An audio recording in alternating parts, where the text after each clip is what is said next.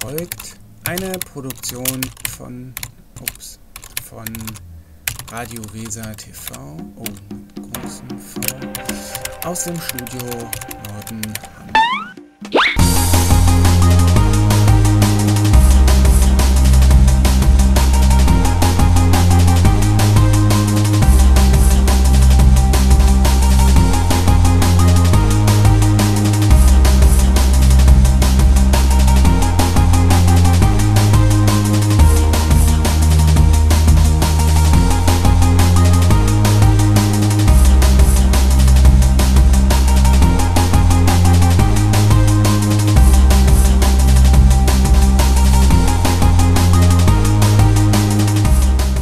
Moin Moin und herzlich willkommen zu einer neuen Ausgabe vom Blick ins Sendegebiet. Beziehungsweise haben wir gar nicht die Sendereihe Blick ins Sendegebiet, sondern Reise durchs Sendegebiet. Sie wissen es vielleicht, wir sind ja in schöner Regelmäßigkeit im Sendegebiet unterwegs und statten markanten Orten oder Persönlichkeiten einen Besuch ab und kommen ein wenig ins Gespräch. Heute kommen wir nicht nur ins Gespräch, heute lassen wir uns es auch so richtig gut gehen. Wir sind nämlich eingeladen worden zu einer kulinarischen Reise. Wir sind einerseits in der Region, denn hier werden plattdeutsche Geschichten erzählt. Aber zwischen den plattdeutschen Geschichten, da sind wir quasi in aller Welt. Und zwar kulinarisch in aller Welt. Denn die Damen, die hier zuständig sind, sozusagen für das Catering heute Abend, die bekochen uns mit Köstlichkeiten aus der ganzen Welt. Da konnten wir doch gar nicht Nein sagen, bei diesem märchenhaften Abend dabei zu sein. Und Sie haben hoffentlich Lust, auch dabei zu sein. Ich lade Sie auf jeden Fall herzlich ein, bei unserer kleinen kulinarischen Reise einzuschalten.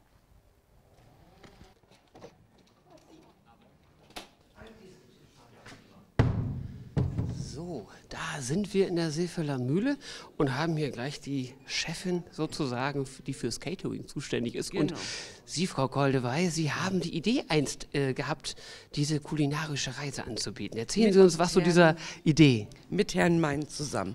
Ja, Herr Mein interessiert sich ja schon seit sehr langem für die plattdeutsche Sprache, hat dann eine Ausbildung gemacht zum Märchenerzähler. Und dann haben wir gemeinsam die Idee entwickelt, hier im Seefelder Mühlencafé ein märchenhaftes Menü anzubieten. Und natürlich in Plattdeutsch. Wie wird denn dieses märchenhafte Menü jeweils zusammengestellt? Wer hat da die Ideen für die Gerichte? Also die Ideen für die Gerichte habe ich zum größten Teil entwickelt. Letztes Jahr hatten wir Gerichte hier aus der Region. Es wurden Märchen aus der Region vorgelesen. Und dieses Jahr sind wir in der ganzen Welt zu Hause. Das heißt zum Beispiel, wo wird uns heute die Reise hinführen? Es fängt an in Russland. Da gibt es einen Gruß aus der Küche, und zwar die Plinis mit Schnittlauch und saure Sahne. Dann geht die Reise weiter nach Norwegen. Da gibt es eine Pilzsuppe. Dann geht es weiter nach Frankreich, da gibt es eine Quiche. Dann geht die Reise nach Brasilien, da gibt es Käsebällchen, einen warmen Rotkohlsalat mit Schafskäse und Bulgur aus Deutschland, Getreidebratlinge aus Deutschland mit Erdnusssoße aus Afrika. Und zum Schluss gibt es eine Buttermilch-Panna Cotta hier aus der Region. Also mir läuft das Wasser schon im Munde zusammen. Schmeckt auch alles gut. Wie kommen Sie dann da auf die Ideen? Wie stellen Sie denn da das Menü zusammen? Wie lange sitzen Sie da dran und grübeln und haben Ideen? Nee, eigentlich Hans hat mich ziemlich unter Druck gesetzt. Er hat gesagt, er ist jetzt Plattdeutschbeauftragter, hat Kontakt zu Ihnen aufgenommen. Und ich müsste mir sofort die Gerichte überlegen, weil er in die Werbung gehen will. Von daher hat das nicht sehr lange gedauert. Und wir haben dann Probekochen gemacht, die Gerichte schmeckten alle. Ja, und so ist das zustande gekommen. Aber dieser Abend findet nicht zum ersten Mal heute statt. Der war im Ende Februar schon mal und war relativ schnell ausverkauft. Das heißt, wir müssen jetzt gar nicht mehr so doll die Werbetrommel rühren. Einerseits natürlich schon, dass man hierher kommen soll, aber die Leute scheinen es gut anzunehmen. Ja, genau. Also ich denke, dass das zurzeit wirklich so ein Renner ist, Kultur mit Essen. Und wie oft kann man sowas organisieren? Wie oft kann sowas gemacht werden?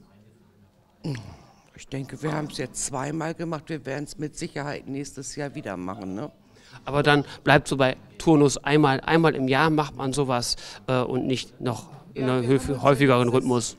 Kommt drauf an, wahrscheinlich noch zu anderen Themen. Wir haben uns letztes Jahr auch schon zu den Zugvögeltagen mit Essen beteiligt. Da gab es ein Essen entlang der südatlantischen Zugvogelroute.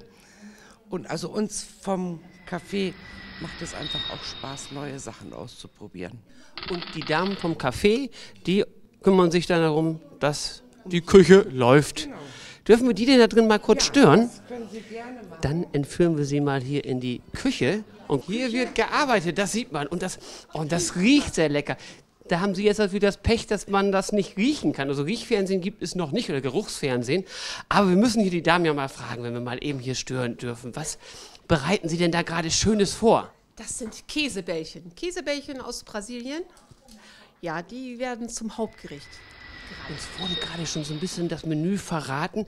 Was ist denn das Besondere daran, jetzt solche Gerichte zu kochen? Wahrscheinlich auch um die Premiere, jetzt wirklich Gerichte aus aller Welt zu kochen, oder? Ja, das ist einfach, das macht Spaß, mal ganz was anderes als nur Kartoffeln, Reis, was wir so kennen, Nudeln. Und also ich finde, das macht einfach Spaß und das schmeckt auch wunderbar. Lassen Sie überraschen. Also Sie haben es natürlich selber schon probiert. Ja, wir haben schon mal ein Testessen gemacht. Also wir kochen immer einmal und probieren das. Und wenn wir das dann alle für gut befinden, ja. Dann Nur für sich oder kommt denn auch neutrales Publikum noch sozusagen der Ja. Ehemann und die Familie, dass sie eben mitessen kann? Nein, Ehemann, Familie nicht. Aber wir haben immer so ein paar neutrale Besucher und Gäste, die das dann mal auch mitprobieren dürfen.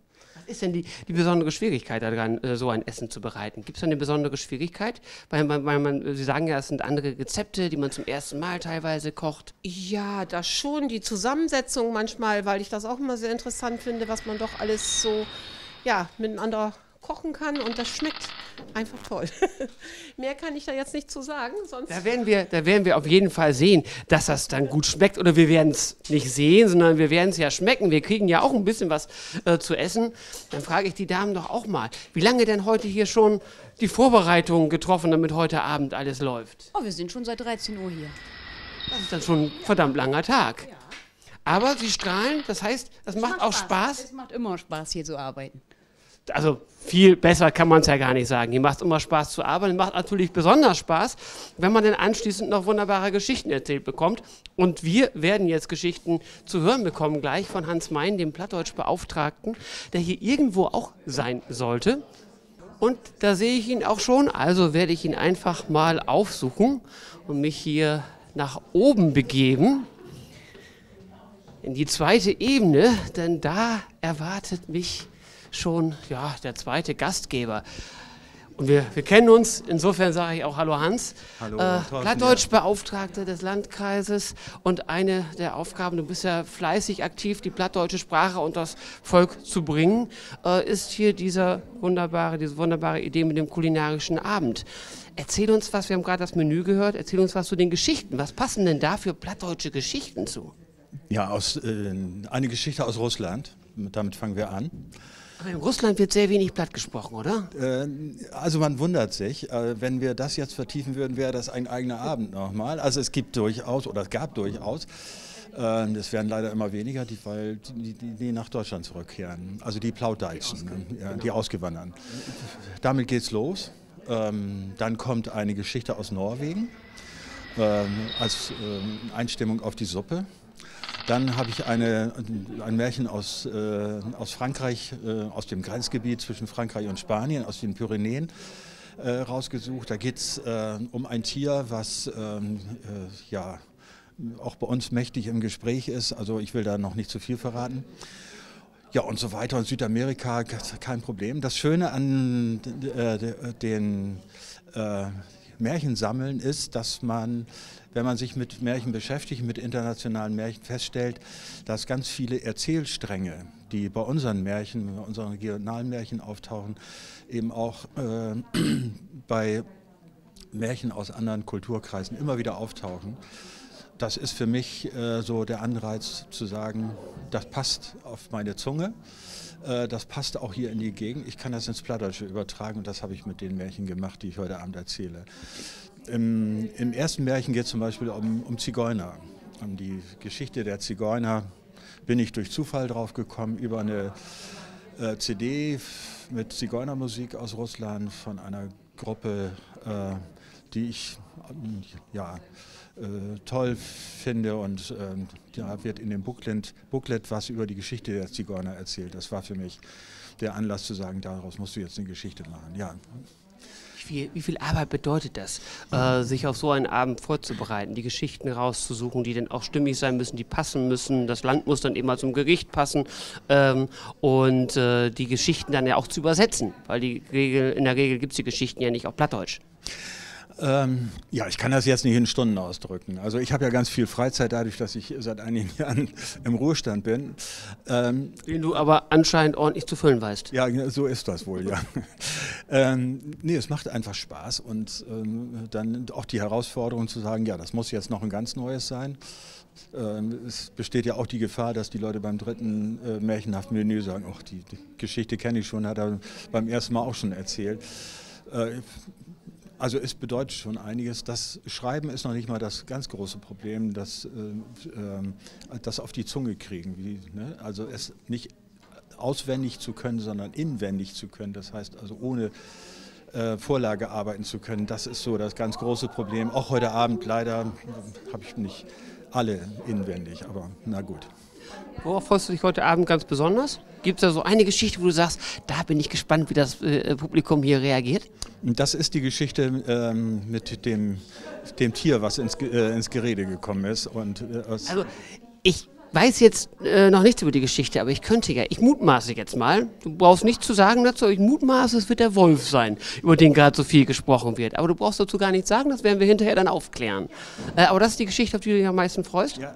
Also vor allen Dingen auch auf die Reaktion der Leute, weil sie wirklich ganz, ganz neu ist. Ich habe sie jetzt ein einziges Mal öffentlich erzählt, und ja, ich bin gespannt, wie sie ankommt. Also beim ersten Mal war die Reaktion genau die richtige, die ich erwartet habe. Na gut, okay, also ich bin gespannt auf den Abend. Das ist immer wieder auch die Herausforderung für den Erzähler, wie reagiert das Publikum. Und auch so eine Herausforderung kriegt jetzt die ganze Zeit Hochdeutsch. Es sind nicht nur original Plattdeutsch-Leute heute Abend hier. Für mich eben auch nochmal die zusätzliche Herausforderung, auch Leuten, die der plattdeutschen Sprache nicht so ganz mächtig sind, die Märchen so weit zu verklickern, um es mal ganz flapsig zu sagen, dass sie nach Hause gehen und sagen, ja, das Essen war gut und ich habe auch von den Märchen eine ganze Menge verstanden. Das ist mir wichtig dabei. Ne? Also für mich nochmal eine zusätzliche Herausforderung.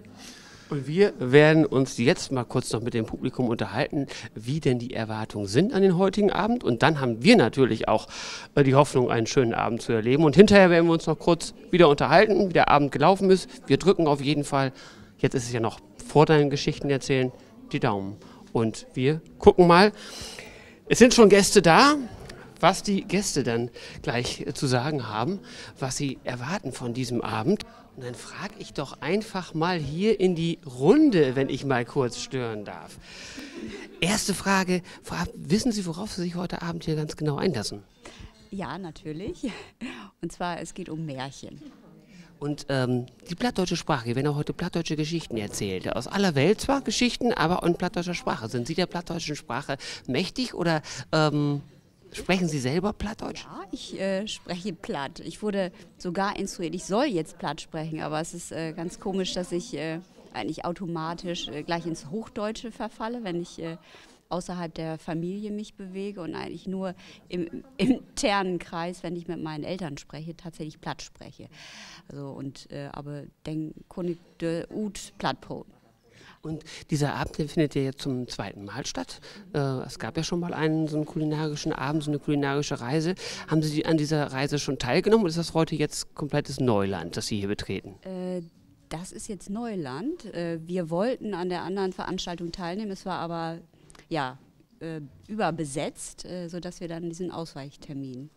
Haben Sie denn schon alle zusammen einen Blick auf die Speisekarte geworfen? Gibt es da etwas, was Sie ganz besonders freut oder worauf Sie sich besonders freuen?